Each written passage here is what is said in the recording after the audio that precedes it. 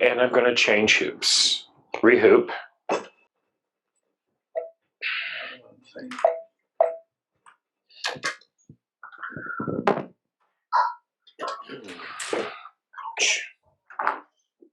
Get that hoop off. And I'm going to use the same hoop because I'm going to stay on the Solaris because this next one, let's see here. What I do once I take that hoop off, I use my fingers and the 2-finger method. So if I move this up just a hair, I could get 2. If I do these 2 and I rotate it, I can get 2 in right there, I think. Yes, and that's what I'm going to do on this one.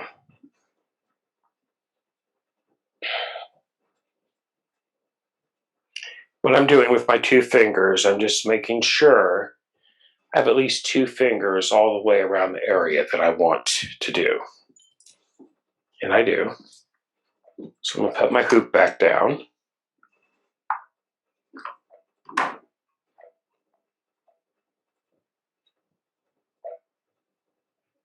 Make sure they're lined up really good.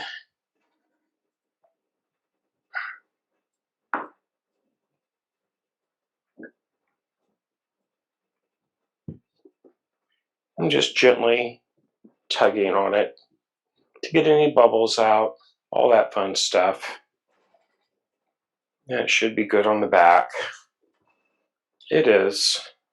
And we're ready to go. Okay. And now as you can see, this will be towards me. I have most of the bulk to the back of this hooping. And that's what I like to shoot for when I'm doing something like this or on any quilt as far as that goes.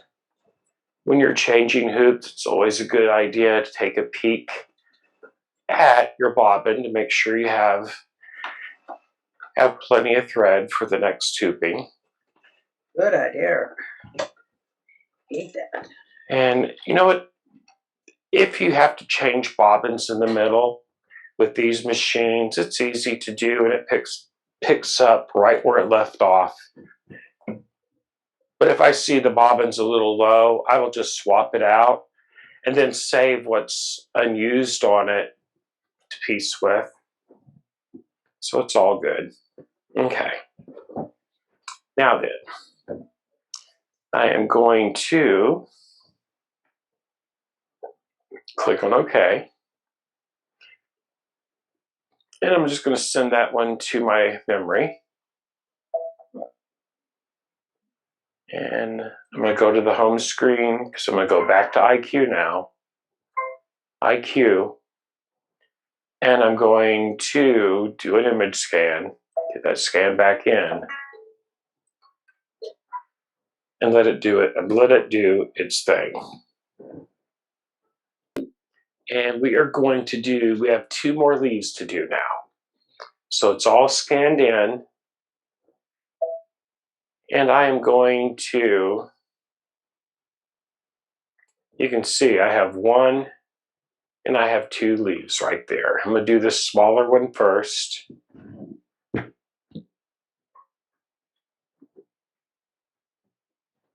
Okay.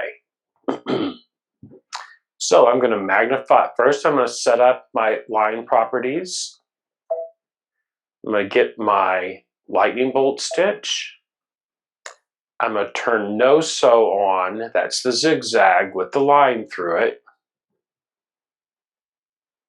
Okay. And then I'm going to select OK. Now, I'm going to go up to 400%. And I'm going to get my little hand menu right there. You can see that's a thread I had laying on top right there. That doesn't matter. It won't affect what I'm doing. It's all good. And I'm going to start right here,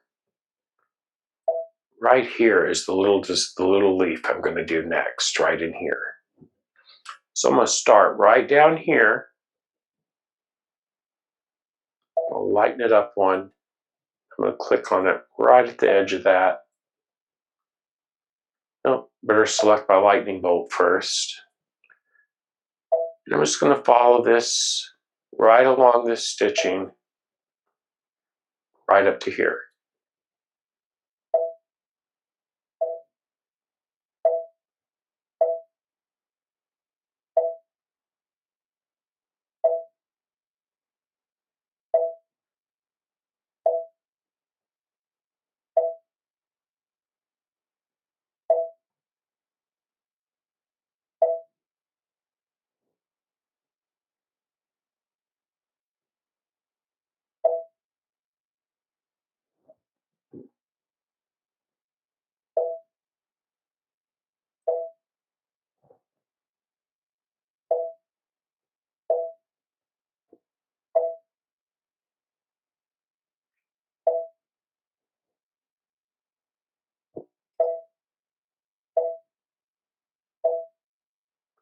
Go right out to that point.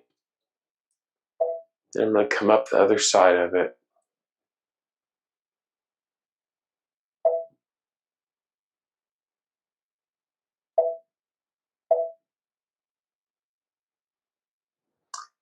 And I'm going to try to get rid of that little black box. I think if I go up here, oh yeah, I have the 5x7 and embroidery selected. So I'm going to put that on the same size I'm currently using. And it got rid of that little black box we've seen in that window that was right there. So now go right on up and finish what I was doing. Come right on up.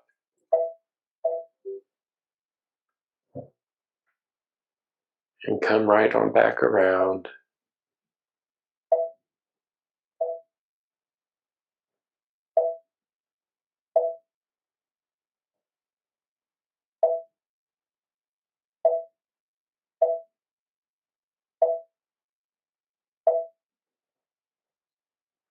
And that one is complete. I'm going to go back to 100% and have a look at it. Make sure I'm happy with it. There it is.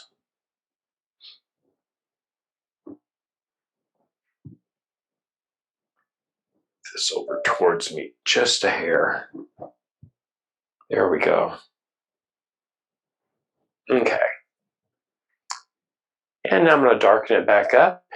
And now this big leaf right next to it is what I'm going to do. And I'm going to go back up to 400%. Grab my hand, scroll up here. So I'm going to start right here and work my way around the previous stitching.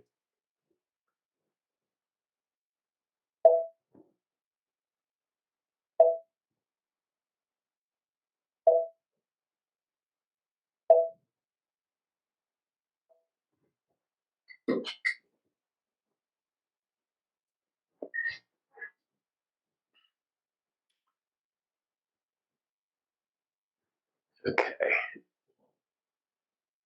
And right here.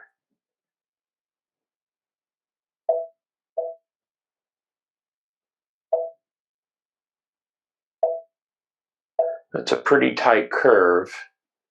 So I'm going to take a bunch of little bitty steps.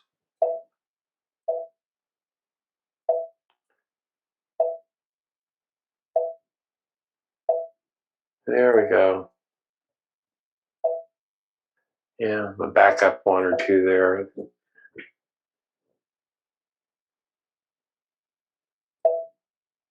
Look, I had too much of my cooking wine.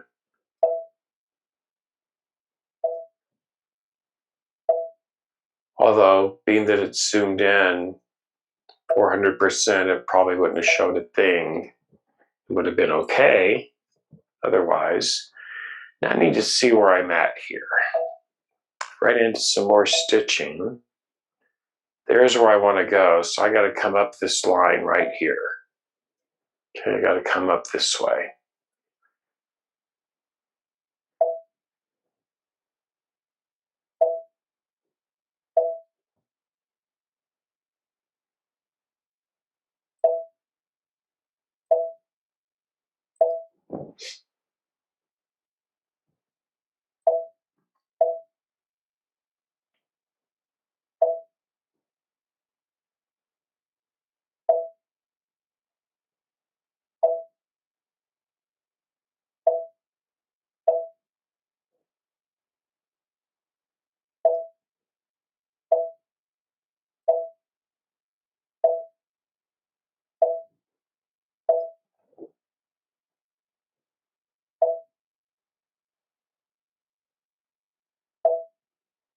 And we're just going to follow our leaf pad all around.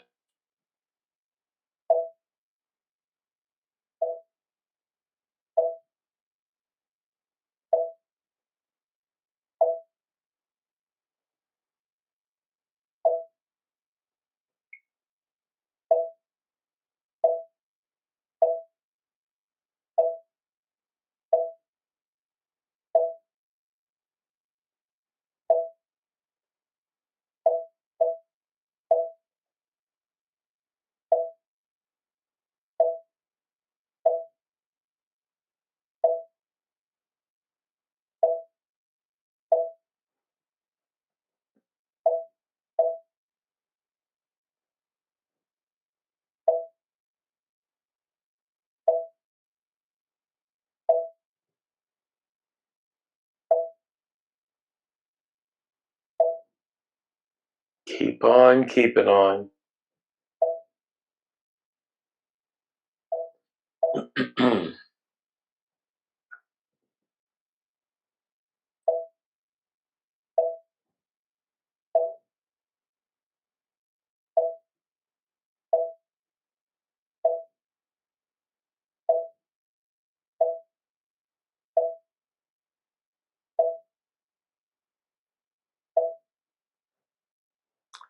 Let me scroll out and see if that's all I need. That's where I need to end it. So go back up to 400. I'm going to go past that line just a hair. Now I'm going to just click on this paintbrush and that'll stop that line of design. Okay. Now I'll pick up my pencil again. The red line's no longer there. Now I'll come back out to 100%. And there are my two lines, nicely drawn on the screen. See right there what I've done. Okay.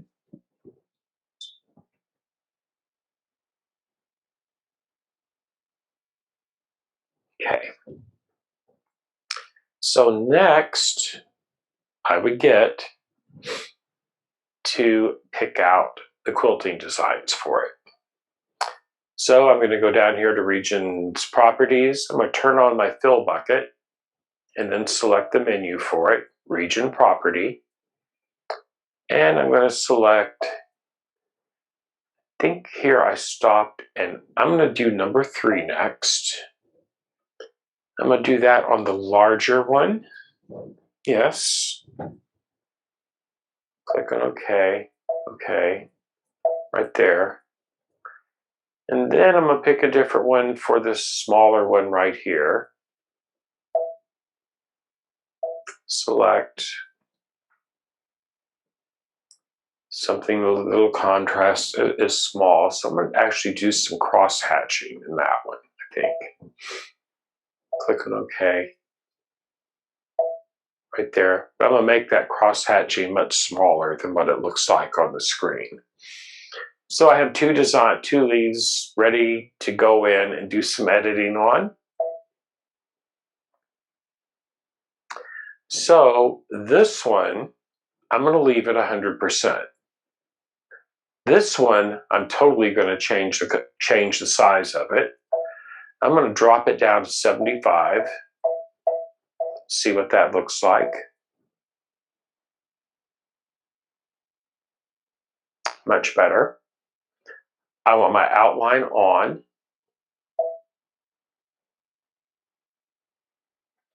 And then on this one, I want my outline on.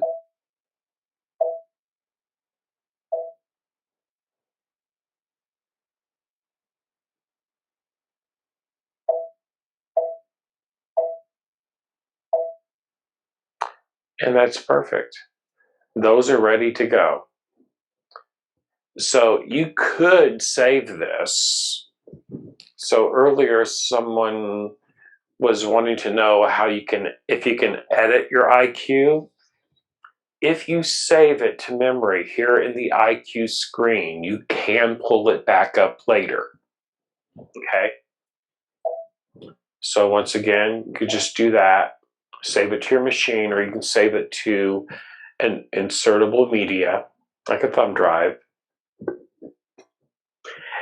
And then when you go to set it and click on OK, you're in embroidery now, and you cannot take this from here back to IQ. You would have to go back to what you just saved in IQ to be able to use it in IQ a second time. I hope that made sense. I'm going to go ahead and get this one started. And remember, I turned my stitch cutters off. I'm going to go into embroidery. I have my stitch cutters turned off. So this time, let me think for just a second. I still have two designs going. I'm going to leave them off. But I'm going to go down to my needle, minus and plus right here. And I want to do +1. Because what it did, it just moved it over the needle to where it'll actually start stitching. I want to pull up my bobbin thread, needle down, needle up. And then I'm going to grab that thread. And now I have my upper and bobbin thread in my hand. Right here. See that darker thread right there. Okay, so I'm going to press the start button. After it takes a few stitches, just going to stop it, and I'm going to trim those threads off. There we go. And I'll hit the start button again, and now we'll stitch out both of those designs. Now, did you hear that then? It slowed up on its own. I haven't adjusted the speed in the settings menu whatsoever. Because I can tell you, if you set the embroidery machine speed down to 600, sometimes that does have an effect, but sometimes it won't. It really depends on how a design is digitized and all that fun stuff. Some commercial programs will have it set so that they can do that. So, I mean, commercial designs that you might purchase. And I just stopped it because I'm going to cut this jump thread and trim it.